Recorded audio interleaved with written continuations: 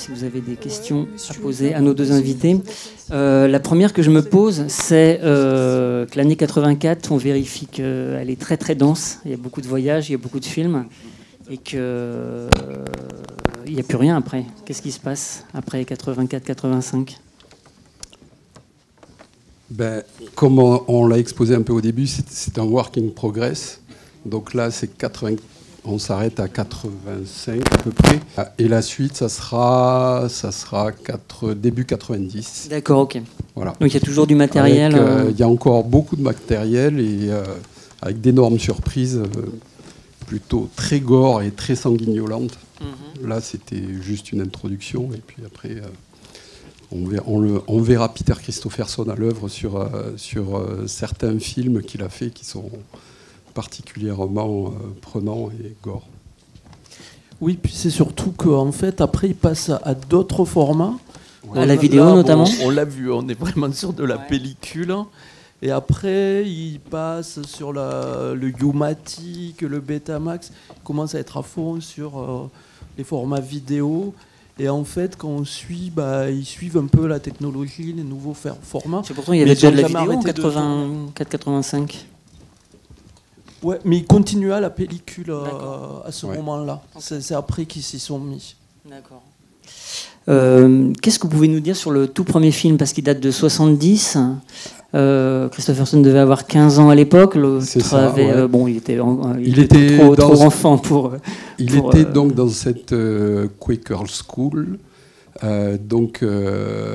Et il avait une passion, c'était la photo, et en premier lieu, c'était la photo.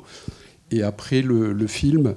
Et c'était un de ses premiers tests, justement, au niveau film. Et on a trouvé ça un peu émouvant de l'inclure, même si ça n'a pas un rapport direct avec la thématique. C'est une super ouverture. C'est une ouverture sur... on suit Christopherson depuis le début jusqu'après la fin, où c'est beaucoup plus professionnel, comme on a pu le voir.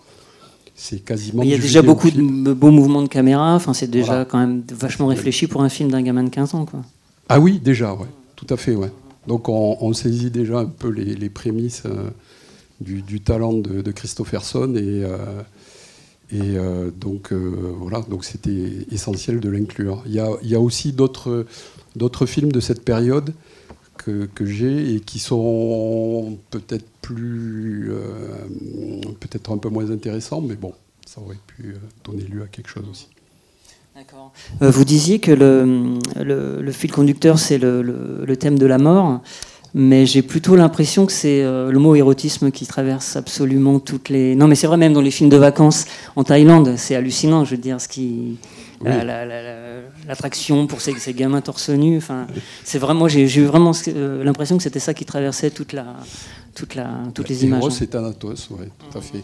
Donc, et sur le côté, on va dire, morbide, le côté mort, le titre est inspiré d'une série de photos qu'il a faites, justement, et qui sont en complète relation avec la thématique du film, et qui s'appelait donc A Way to Die, qui sont une série de photos qu'il avait faites dans les années 70, qui sont des simulations de suicide, parce qu'il avait fait une école de cinéma et de photographie à Buffalo, aux États-Unis, et il avait appris à simuler tout ce qui était blessures, tout ce qui était fausses blessures et les morts violentes. Et donc, du coup, il a reproduit ça, lui, avec sa thématique qui est plutôt basée sur l'érotisme. Et donc, voilà le résultat.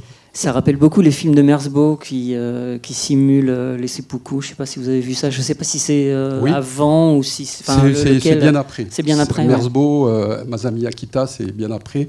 Enfin, c'est un 90. Peu après. C'est 80... Milieu des années 80, quelque chose comme ça. Ouais. Même s'il a commencé en 80 et quelques, 80. Mais, voilà. D'accord. Ok. Je ne sais pas si des gens qui veulent poser des questions par rapport au film. Oui, bonsoir. Je voudrais savoir si vous avez retrouvé aussi d'autres images de prise de vue des concerts des Virgin Prunes. Je ne pensais pas les voir ici et ça m'a bien fait plaisir. Alors, enfin, peut-être. Oui, en fait, il y avait eu cette VHS qui était sortie dans les années 80 qui s'appelle Sons Find Devils. Et à l'intérieur, il y avait un morceau qui s'appelait Rhétorique. Et les images, c'était John Balance qui les avait faites lors de ce concert. Et en fait, on s'est retrouvé avec les Rush. Donc là, on a mis des images qui ne sont pas dans cette VHS. Mais voilà, c'était qualité VHS. Là, on les a eues vraiment qualité pellicule.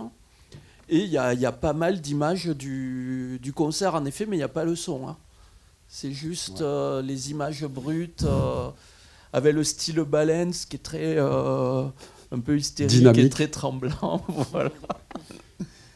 Mais par contre, voilà, il est sur scène. Puis la relation entre les Virgin Prunes et Coil et John Balance en particulier était extrêmement forte. Hein.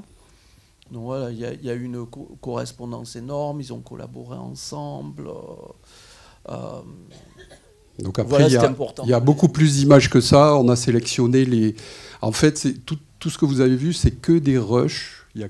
C'est énormément d'heures de rush et qu'on a assemblé. Et en particulier, sur les Virgin Prunes, c'est quelques minutes sur peut-être, je sais pas, peut-être une demi-heure, quoi. Donc voilà.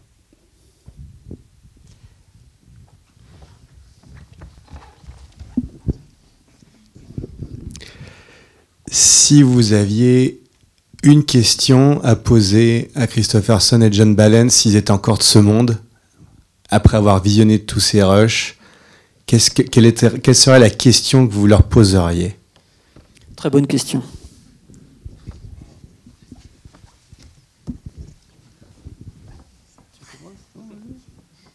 Alors, je ne sais pas si c'est la réponse, mais après, ce qui nous a émus, au-delà du fait que voilà, nous, on a grandi avec leur musique, on les a rencontrés à l'époque, mais là, se retrouver avec ce matériau et surtout, par exemple, les films de voyage qui pourraient être anodins, mais la relation entre deux, elle est fusionnelle, elle est fascinante, il y a un amour qui déborde, et c'est fascinant en fait d'avoir produit ça à deux, cette osmose. S'il y avait une question, elle serait peut-être sur ce domaine-là, je ne sais pas la question, mais nous on a été vraiment emportés et très très émus par... Il y a la musique, il y avait les rushs des clips et tout, mais ces films de voyage, d'eux qui découvrent le monde, ils sont encore très jeunes. Moi, elles m'ont assez ému, ouais. Donc ça serait peut-être sur ce domaine-là, mais je ne sais pas la question précise. Et toi, ça serait quoi ta question ? Est-ce que c'est dans votre relation que vous avez puisé cette énergie créatrice ?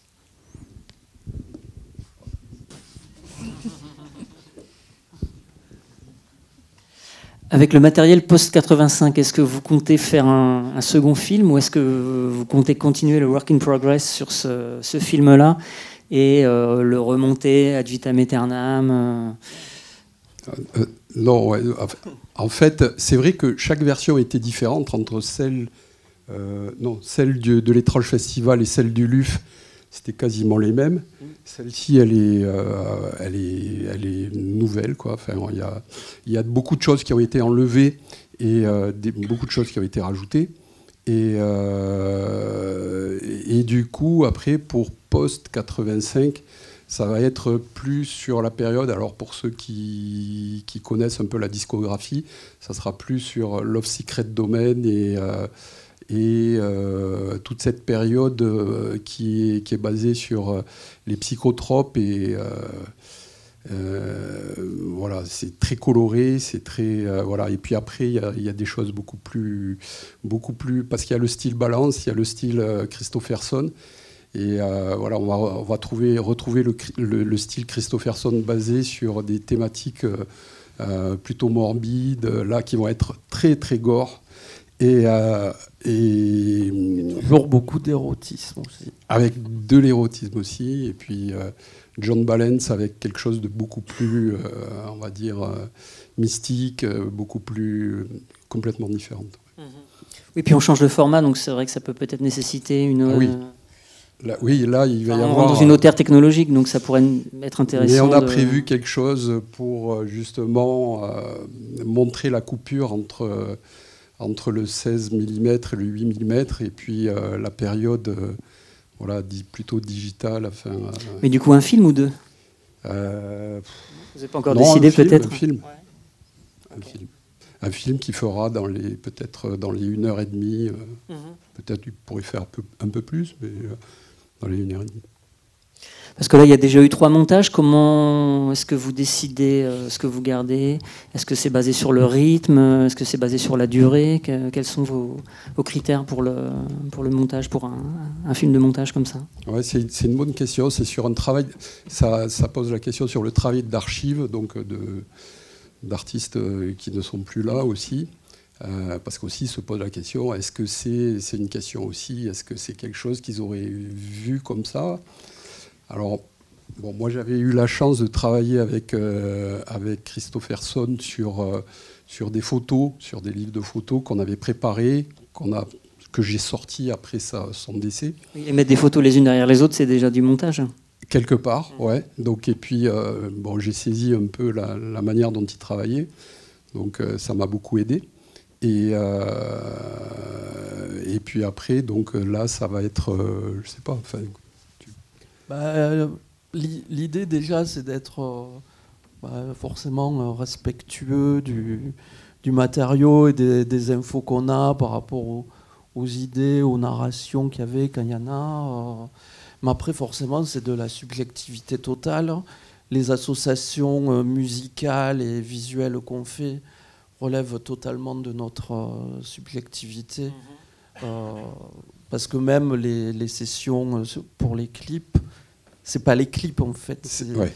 Il y a plein d'images qui sont pas du tout. D'accord, donc même le dernier clip de Tainted Love, c'est un remontage que vous avez fait vous. C'est un montage c'est des rushs, mais on avait style 45 minutes. On a reproduit quelques passages.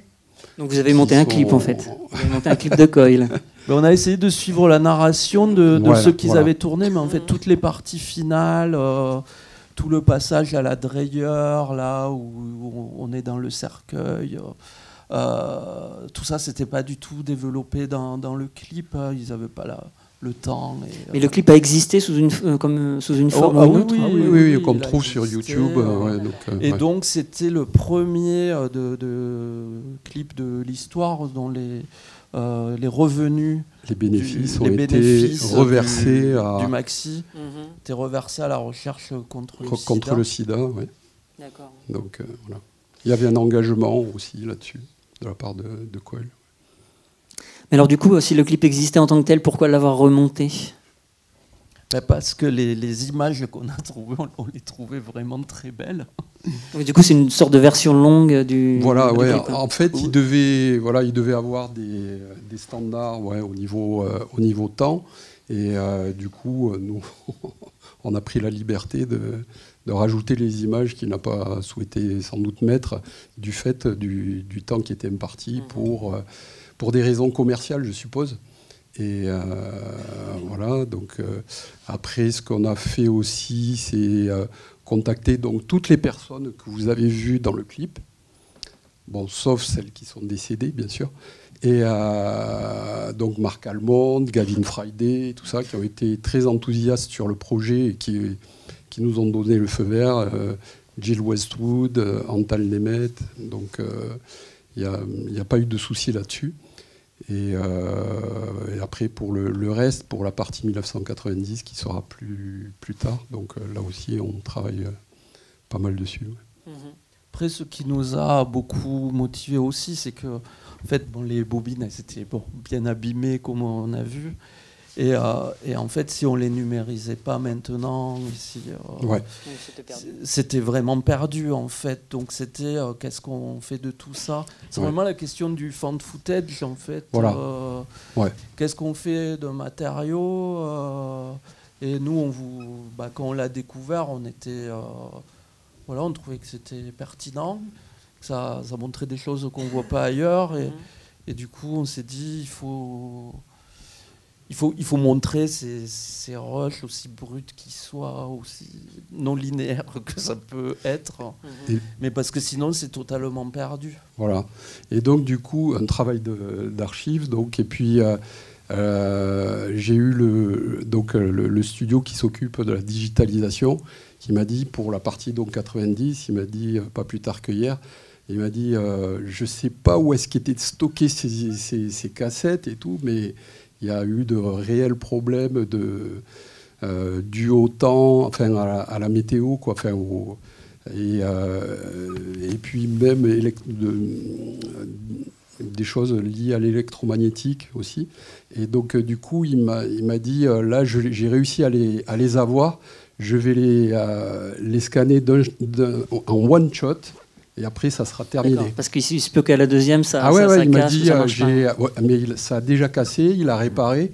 Et il m'a dit, là, je scanne one shot, parce que je lui dis, il y a peut-être des choses qu'on voudra pas. Mais il dit, non, je m'en fous, je scanne one shot, je vais jusqu'au bout, parce qu'après, je ne pourrai pas revenir dessus.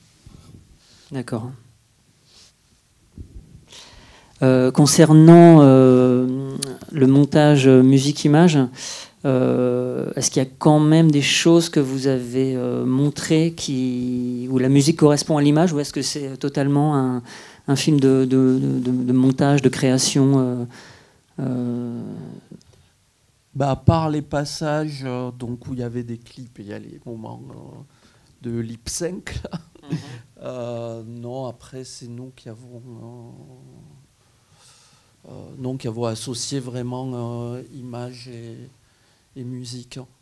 D'accord. Ouais. Puis on n'avait pas des directives, à part les titres des fois qu'on a mis, qui étaient écrits sur les bobines. Après, de toute façon, la plupart du temps, on ne savait pas ce qu'on allait découvrir. C'était toujours le suspense, qu'est-ce qu'il y a là-dessus. Et est-ce que vous êtes tombé sur du matériel qui vous semblait sortir de nulle part, où vous n'avez pas vraiment retrouvé l'origine, ou qui est dessus, qui sont les protagonistes, les acteurs, les amis? Alors, oui, tout à fait. Là, surtout sur le petit cours qui... Gilles, Antal et Gilles. Non, Antal et Gilles, donc moi je les connais. Donc c'est Jill Westwood qui est une activiste féministe très engagée et qui actuellement est en train de présenter quelque chose à la Tate Gallery avec Causé d'ailleurs. Et du coup, par contre, sur les petits courts-métrages, notamment celui où c'est le jeune homme qui est dans le train, voilà, et qui va subir une expérience médicale plutôt éprouvante puisqu'il passe de vie à trépas. Et du coup, là, on l'avait projeté, ce film, et j'ai un ami qui me dit mais je le connais, ce gars. Je le connais. Donc je lui dis c'est pas possible. Donc il me montre son Facebook, je reconnais le visage et je l'ai contacté. Donc en fait c'est un Belge qui s'appelle Jean-Claude Wouters qui avait 25 ans à l'époque et qui était danseur pour Maurice Béjart, et qui ensuite est parti à Londres pour danser avec Lindsay Kemp. Ouais, Lindsay Kemp. Et donc, comme il faisait, lui, de l'expérimentation vidéo avec du Super 8, Lindsay Kemp lui a dit « Je vais te présenter un super bon ami à moi qui est dans le Super 8 aussi. Il s'appelle Derek Jarman. » Et donc, il lui présente Derek Jarman et tout. Donc, ils deviennent amis. Et un beau jour, alors, donc il était chez Derek Jarman, et puis tout d'un coup surgit, ça devait être en 78 ou 78, surgit tout le gang de Throbbing Gristle. Et là, donc, forcément, il accroche avec Sleazy, avec Peter Christopherson, parce que bon, ils discutent cinéma, ils discutent expérimentation sur les vidéos, les Super 8 et ainsi de suite. Et il lui a proposé de tourner ce petit clip qu'on a vu. Voilà, donc, et l'autre où c'est le jeune homme qui s'électrocute. Qui est donc c'est un modèle pour Vivienne Westwood, mais de l'époque sexe de la boutique qu'elle avait à Londres, là, parce que donc voilà. Donc on les a retrouvés, on retrouve au fur et à mesure les gens. Et du coup, on a découvert les films de Jean-Claude Wouters, oui, qui sont très intéressants aussi. On voit un peu la scène de l'époque avec Tuxedo de Moon. Qu'il a fait en Angleterre. Brian Eno aussi. Brian Eno. Ouais. Qu'il a, lui, tourné en Angleterre. Hein. Ouais. Il a lui tourné, alors plutôt en ouais. Belgique, mais un peu à Londres aussi. D'accord. Et il avait été sélectionné là, pour Brian Eno à la quinzaine des réalisateurs. Ouais. Donc, Est-ce qu'il y a quelqu'un qui a une question? Je ne veux pas monopoliser la parole. Est-ce que vous avez eu des problèmes de droit, des gens que vous avez contactés qui ne voulaient pas forcément apparaître ou... Alors, c'est une je crois qu'il question. y a quelques films, il y a quelques séquences qui ont disparu. Oui, tout à fait. Est-ce que vous voulez en parler? On avait beaucoup plus de matériel en plus avec ces personnes-là, donc du coup on a préféré ne pas les inclure parce que, comme j'ai dit tout à l'heure, donc j'ai contacté Marc Almond, Gavin Friday, Antal Gilles, etc. Donc qui m'ont dit OK, il n'y a pas de souci. Et en fait, c'est du matériel qui était destiné à être montré. Donc par rapport à ça, il n'y a pas de souci. Mais la moindre des choses, c'est de dire aux personnes qui sont représentées, de les prévenir, quoi, de leur dire ce qu'on a fait. Et certaines, donc, auraient pu être réticentes. On n'a même pas osé leur demander, on sait qu'elles auraient été réticentes. Donc on les a retirées illico. Et bon, c'est un peu dommage parce que ça fait partie des scènes les plus fortes et les plus intenses qu'il y aurait pu avoir. Mais voilà, on a décidé de les retirer. Ok. Sur un... Et pour la musique, après, donc il n'y a pas de souci, puisqu'on est en contact avec Ocean Brown, avec Steven Thrower, et puis Ty Paul Sandra, donc, avec qui je suis plutôt proche, donc avec qui ça s'est bien passé. Quoi. Ok, très bien. Est-ce que quelqu'un a une petite question qui lui vient? Voilà. Merci. Bon, bah, écoutez, merci d'être venu en tout cas aussi. Attends, oui, pardon, là-bas. Ce que je voyais pas dans le coin. Question le film va tourner où? Pardon? Il va distribuer dans plusieurs pays? Alors, la prochaine session, ça sera à Bruxelles, dans un super cinéma qui s'appelle L'Aventure. Donc, ça sera fin mai. Après, peut-être en Hollande aussi. En Hollande et en Pologne. Voilà. Et au Royaume-Uni? Au Royaume-Uni, on n'a pas eu de... Étonnamment, alors que c'est leur pays d'origine, on a eu... Enfin, j'ai eu une petite touche, mais j'ai pas eu vraiment d'intérêt particulier, quoi. C'est assez étonnant, quoi. Ouais. Après aux États-Unis, beaucoup. C'est encore Enfin, on n'a pas terminé le montage. Et donc, du coup, on ne l'a pas encore envoyé aux distributeurs internationaux et tout ça, parce qu'on est vraiment dans le processus. Pour l'instant, c'est le bouche à oreille. Hein. Oui, voilà. C'est-à-dire que c'est nous qui nous occupons de contacter les festivals grâce à Maxime, qui connaît. Donc, voilà. Après, ça pourra rentrer dans un circuit de distribution. Voilà. Merci. Merci à vous.